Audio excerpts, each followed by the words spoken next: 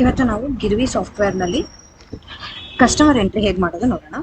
First ಬಂದ್ಬಿಟ್ಟು ಕಸ್ಟಮರ್ಸಲ್ಲಿ click ಮಾಡಬೇಕು. ಕಸ್ಟಮರ್ಸಲ್ಲಿ click ಮಾಡಿದಾಗ ಇವಾಗ ಎಕ್ಸಿಸ್ಟಿಂಗ್ ಕಸ್ಟಮರ್ಸ್ ಎಲ್ಲ ಲಿಸ್ಟ್ ಇಲ್ಲಿ ತೋರಿಸುತ್ತೆ. ನಾವಿಲ್ಲಿ ಆ್ಯಡ್ ನ್ಯೂ ಕಸ್ಟಮರ್ ಕೊಡಬೇಕು. ಆ್ಯಡ್ ನ್ಯೂ ಕಸ್ಟಮರಲ್ಲಿ ಫಸ್ಟ್ ಅವರ ಟೈಟಲ್ ಕೊಡಬೇಕು, ಅವರ ಹೆಸರು, ಅವರ ಮಿಡಲ್ ನೇಮ್ ಮತ್ತು ಅವರ ಡೇಟ್ ಆಫ್ ಬರ್ತ್ ಹಾಕಿ ಅವರ ಜೆಂಡರ್ ಸೆಲೆಕ್ಟ್ ಮಾಡಿದ್ಮೇಲೆ ನೆಕ್ಸ್ಟ್ ಅಂತ ಕೊಡಬೇಕು.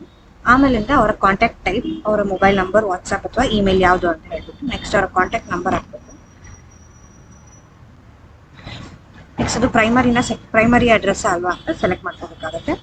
ನೆಕ್ಸ್ಟ್ ಬಂದು ಅಡ್ರೆಸ್, ಅವರ ಪರ್ಮನೆಂಟ್ ಅಡ್ರೆಸ್ ಅಥವಾ ಕರೆಂಟ್ ಅಡ್ರೆಸ್ ಹಾಕಬೇಕು. ನೆಕ್ಸ್ಟ್ ಅವರ ಅಡ್ರೆಸ್ ಲೈನ್ ಹಾಕಬೇಕು. ಅವರ ಅಡ್ರೆಸ್ ಎಲ್ಲ ಹಾಕಿದ್ಮೇಲೆ ಅವರ pin code,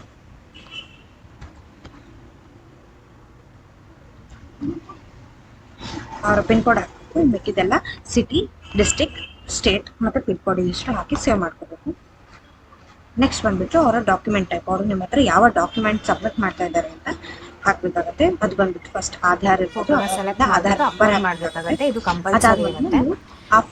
back side photo optional ಇರುತ್ತೆ. ನೆಕ್ಸ್ಟ್ ಕ್ಲಿಕ್ ಮಾಡಿದ್ಮೇಲೆ ನೀವು ನಾಮಿನಿ ಡೀಟೇಲ್ಸ್ನ ಫಿಲ್ ಮಾಡಬೇಕಾಗುತ್ತೆ. ನಾಮಿನಿಯ ಹೆಸರೇನಿದೆ, ಹೆಸರು ಸೆಲೆಕ್ಟ್ ಆದಮೇಲೆ ಅವರ ಜೊತೆಗಿನ ರಿಲೇಷನ್ಶಿಪ್ ಏನಿದೆ ಅಂತ ಸೆಲೆಕ್ಟ್ ಮಾಡಬೇಕು.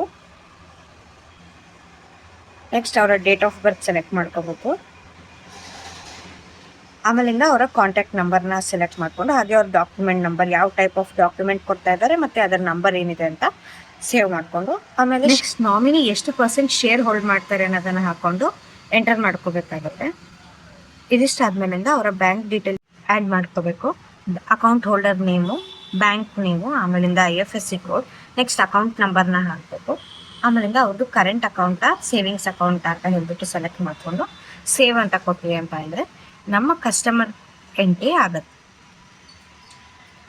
ಸೇವ್ ಆಗ್ತಿದ್ದಂಗೆ ನಮಗೆ ಈ ರೀತಿಯಾದಂತಹ ಕಸ್ಟಮರ್ ಪ್ರೊಫೈಲ್ ಕಾಣುತ್ತೆ. ಅದರಲ್ಲಿ ಅವರ ಕಂಪ್ಲೀಟ್ ಡೀಟೇಲ್ಸ್ ಇರುತ್ತೆ. ಅವರು ಯಾವುದಾದ್ರು ಪ್ಲೆಡ್ಜ್ ರನ್ನಿಂಗ್ ಇದ್ದರೆ ಪ್ಲೆಡ್ಜು ಅಥವಾ ಅನ್ಸೆಕ್ಯೂರ್ಡ್ ಲೋನ್ ರನ್ನಿಂಗ್ ಇತ್ತು ಅಂತಂದರೆ ಅದು ಕಾಣುತ್ತೆ. ಇದಿಷ್ಟು ಕಸ್ಟಮರ್ ಪ್ರೊಫೈಲ್ ಆಗಿರುತ್ತೆ. ಈ ರೀತಿ ಕಸ್ಟಮರ್ನ ನಾವು ಆ್ಯಡ್ ಮಾಡ್ಕೋಬೇಕು.